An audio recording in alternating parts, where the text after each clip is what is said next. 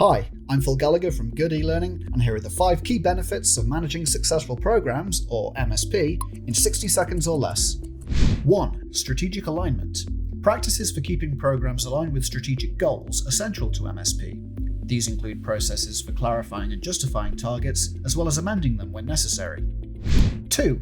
Clarity. MSP practitioners have a clear understanding of their organization's capabilities and resources, as well as how they need to be improved to meet long-term targets. 3. Collaboration. MSP practitioners are specialists at building collaboration across teams and departments to aid with implementing changes as organizations develop. 4. Practical training. The MSP 5th edition syllabus features scenarios that illustrate how MSP can be adapted to suit specific programs. This prepares students to utilize MSP in real-world scenarios. 5. Decision-making. MSP offers proven best practices for effective decision-making and responding to risk, even if programs need to be ended prematurely. Remember to like, subscribe, and hit the notification bell. If you're interested in free trials and resources on project or program management, click the link below in the description. Visit the Good eLearning website today to find out more.